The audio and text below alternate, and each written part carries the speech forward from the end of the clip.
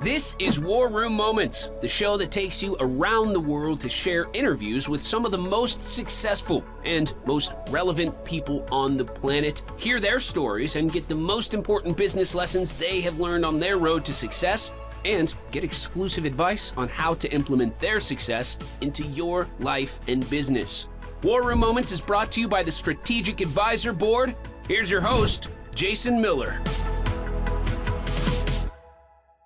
Welcome to the War Room, Will. It's great to have you here, brother. Thanks for taking the time to be here today and spend about 30 minutes with us today. It's my privilege. Awesome. Well, hey, if you could just do a little 30-second introduction of who you are and what your superpower is. Okay. Sure. My name is Will Kralovec. I'm president and CEO of a company called JJK Places, PPC. We're located in Denver, Colorado. And we are, basically, I'm a social entrepreneur that I've evolved to over the years. My company is Denver and Colorado's first social impact real estate development company, which means we essentially use business to create public good. And I'm sure we'll probably go more into that as the interview goes on. So I'll leave it at that. Yeah, good stuff. Doing good is good business, as Will Black says. Exactly. Right. I agree. Yeah, well, I mean, just kind of diving right in here, you know, one of the few questions that I always love to explore because it takes us down a rabbit hole is, you know, did you grow up in a family of entrepreneurs or business people? I grew up actually fourth generation of American business people. My great grandfather and his brother came over in 1868 and 1874 from the country of Bohemia, what is now part of the Czech Republic, to Chicago. They arrived right at the time of the Chicago Fire, the Great Chicago Fire, where about 40% of the city burned down. And the city passed code that wood buildings could no longer be built.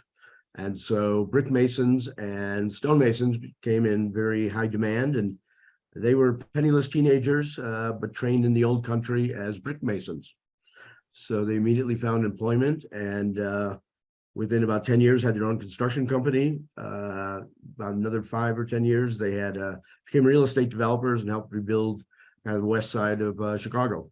And that's kind of been handed down, that ethos, I guess, kind of Eastern European, work hard, pull yourself up by your bootstraps, and be a self-made person. So my father was actually took over a family business that my great grandfather had started. He had started about 3 businesses, and so came from a long lineage of business people. Yeah, wow, that's amazing. Yeah, we often don't get people on the show that go back that far, right? So that's a long way to trace some lineage back in the business ownership, right? So it's really cool to have that family tradition of that. And I can see the pathway still, it leads right to you because you're still right in that same kind of niche. Yep. Only I suspect you spun it and made it a little bit different, it sounds like. But I was gonna say it's the reason I named my company JJK Places. JJK is John and James Kralovec. So my great grandfather and his brother. There you go. Yeah. How did you really, you know, how did that affect you growing up? I mean, were you a kid with a, you know, lemonade stand and all that kind of stuff growing up? How did it affect you growing up in that decision-making process that really got you here today? It's, I will tell you something that a few people know. I was Alex P. Keaton, you know, in Family Ties, if you remember that show. You know, was the weird one in the family who was business oriented and started reading the Wall Street Journal at the age of, you know, 10. my brother, I and a friend had I think our first business of many businesses was, we would take over my mother's kitchen about every 2 or 3 months and melt wax and make candles. Hmm. Now, these weren't just ordinary candles. These were cocktail candles. They were candles that looked like cocktails. And we'd make these things, and we would go, my mother would drive us to craft shows, and we'd set up a table, and she'd leave for the day and leave us there. And we were like 10, 11, 12, 13-year-old kids selling cocktail candles at malls and things like that. So that was my first of many businesses Yeah. as a That's kid. Yeah, that's amazing. Because I tell you, almost, I wouldn't say everyone, but I mean a huge majority of people that I talk to that are in the business world, then the story is the same. It's just like swap out narrative, right? Right. Swap out the how, right? Yeah. Swap out the how they got there.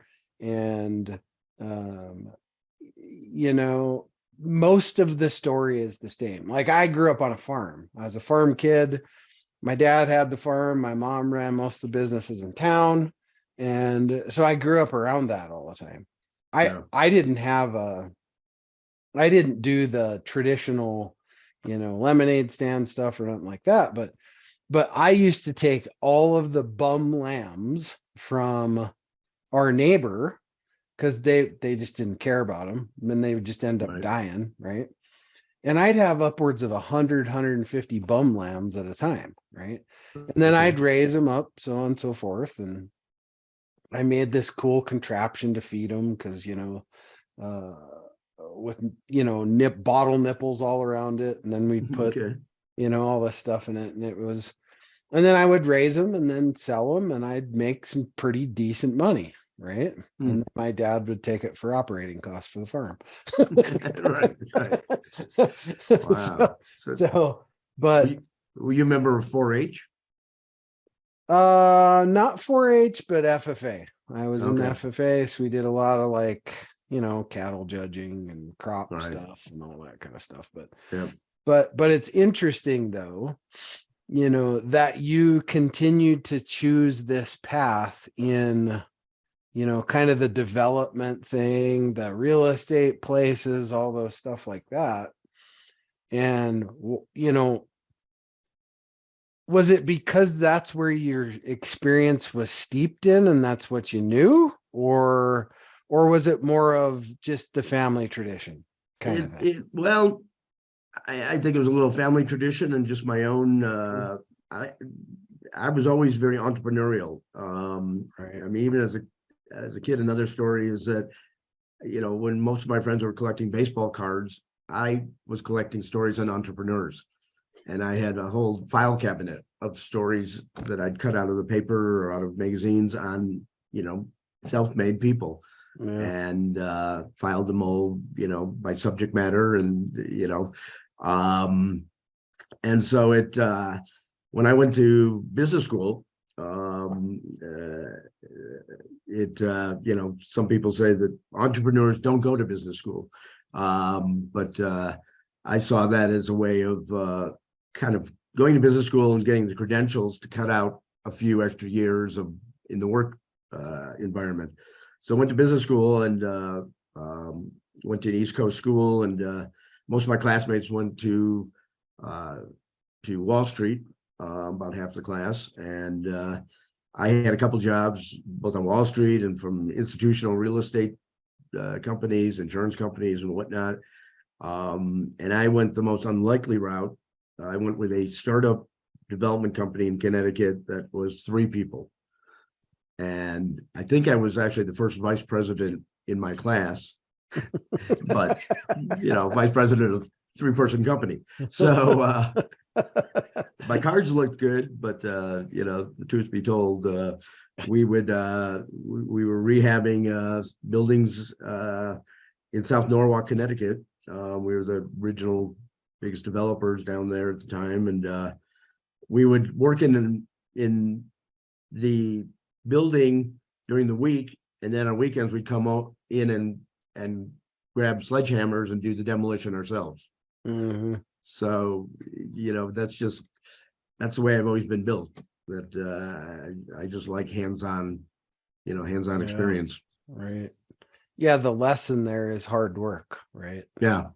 That's the lesson. The lesson through that whole thing is hard work because, and I went to business school too. And, I always tell people that, an MBA's done nothing for me, but the fact is I don't really know if that's true. Yeah. Right. Because what knowledge would have you not taken from that academia side of things? Although we all know that academia doesn't really equate in the real world most of the time, but you'd like to think you drew off of some of those experiences. Yeah. those vignettes and stories and all those different things for sure going through it. And yeah, it sounds like you've had a really interesting like life background along with business background that's very steeped in a lot of tradition, and there's not a lot of that anymore. I mean, I've did 450 of these, and a lot of people they like went a different direction. I mean, they were all like entrepreneurs, right, and business owners, but they didn't follow traditional paths, and like their parents or whatever, they did something way outside the box.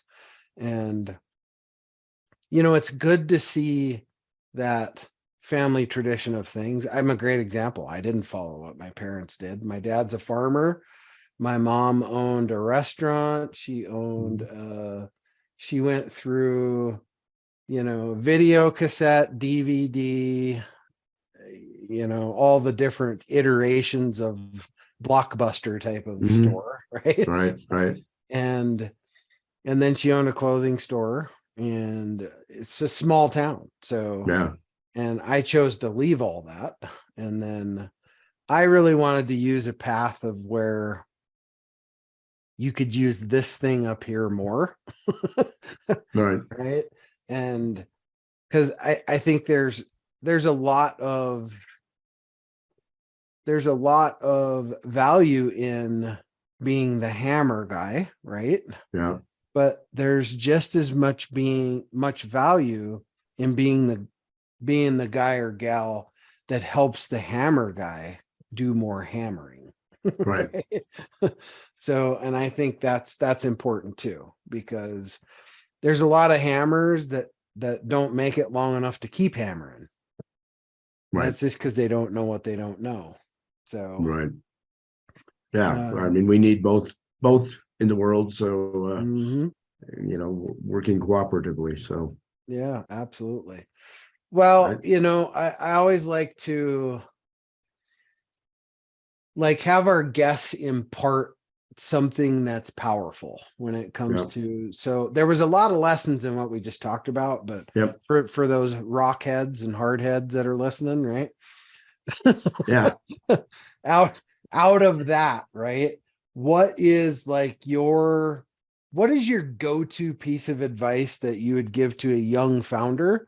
Maybe not even a young founder, just a business owner, period, that may be struggling, or that piece of advice that you went back in the day when you started, you went, ugh, that's an arrow I want to share that other people don't have to take in the back. Yeah. And I think there would probably be, you talk about following family tradition. I followed it to a certain point and then took a U-turn. Probably according to my parents. I mean, I grew up in a very ultra conservative family that my parents' desire was for me to become a corporate attorney and then become a U.S. senator or something, something of that Sure. That career path. And here I become a what I kind of kiddingly say is a professional do-gooder. I have a social impact business that as I say, uses business to try to create public good, which my parents never really understood to the day of, both of them left this planet. And they sheepishly introduced me as, this is our son, Will. He works in affordable housing sometimes, and he's worked for a nonprofit, but we love him anyway. And that's kind of, the introduction I'd get to their friends. So I think my advice to people is, you've got to be authentic. You've got to, love what you do and have a strong why behind it. Authenticity is sometimes it runs into problems, speaking up and speaking your voice. And I'll be the first to admit, it's caused me rifts in my past. But yet I wouldn't change it a bit, because it's, I was speaking my truth and being authentic, and I'm proud of that. So I think that would be my advice for anybody starting off in business or struggling in business is, follow your why and be authentic. Yeah. It's interesting because, like I've always told people, is it's really easy to be you. It's really hard to try to act like somebody else. Right. Right. So Yeah. God, just go be yourself. You're not everybody's going to resonate with you. Not everybody's going to think the same as you. Right. It's like being the president. Half the country's going to hate you. So Right. it doesn't matter. Right. You can't please everybody. It doesn't matter what it is you do. Sometimes certain people are just unpleasable, period. I mean, you could literally walk and give them a bag full of money and they would still find a reason to be pissed off that day. Right. Right. So you just deal with the people that make you feel good inside and that you can make feel good inside, not getting touchy feely or anything, but I'm just saying, and you'll, number one, you'll love what you do. You'll do a way better job at it, and it'll be fulfilling on both sides. It'll be a win on both sides. So yeah, that's a couldn't have said it better for sure. And most importantly, talk just briefly about your company and then tell people where they can get a hold of you. Sure. Company again is JJK Places PBC. Stands for Public Benefit Corporation, which is a legal structure now that about 36 states have adopted that allows a for-profit company to have a public good mission. As I say, we're primarily focused on trying to provide more affordable housing and commercial space in underserved neighborhoods, typically historically disadvantaged neighborhoods. We're actually looking at expanding the company now to create a funding platform, online funding platform, and looking at about 2 or 3 other social impact ventures at the same time. So, I'm out looking for investors actually. So, if anyone's interested, but I'm pretty active on LinkedIn. You can contact me there. I also give you my email is will.k@jjkplaces.com, and our office number is 720-310-5288. There you go. God, you even got a phone number. Exactly. And there you go. 5288 is, reminiscent of, we live in the Mile High City, 5,200 feet high. There you go. That's it. There you go. That's a good way to look at it for sure. Yep. Well, hey, to kind of close this out, Will, I always love to know this piece of information about everybody that I talk to. And that is, if you could have invited anybody here today to be with us, either to participate or just listening, dead or alive, any point in time on the planet, who would have you loved to have here and why? I probably have to say Probably one of my old-time heroes is Abraham Lincoln. Good choice. I think not only was he came into history at a time when we needed him, but a hell of a storyteller, folksy. I think he'd be fun at a party. And just all around, I think he'd be entertaining to get to know. So yeah, for sure. Kind of like W. Yeah. The guy that, maybe you don't want running your country, but he'd sure as hell be cool to sit down and have a beer with. Exactly. And that's not a political statement, but no. I've had many friends say, man, I love that guy. I'd love to sit down and have a beer with him. Right. Some people might want to sit down and smoke weed with him. I don't know. Maybe. Quite possibly. Possibly. But anyway, well, hey, thanks a lot for being on the show, Will. I know our schedules are chaotic. We all got the same 168 every week. Thanks for taking 30 minutes out of your day. Well, actually more than that, but that time out of your day to be here and impart some knowledge on our audience. Absolutely. I think I'll just make a plug. Social impact business is a way of the future, and that's the way society is going, and more companies are having to become socially impactful, and so it's something people are going to see more and more of in the news and in the business realm. So yeah, it's a pleasure to be here. Awesome. Well, cheers. Okay, cheers. Thanks for listening to War Room Moments with your host, Jason Miller. Please leave your feedback and visit strategicadvisorboard.com to get the latest and greatest business advisement on the planet. Follow us on social media for updates, and we'll see you on the next episode.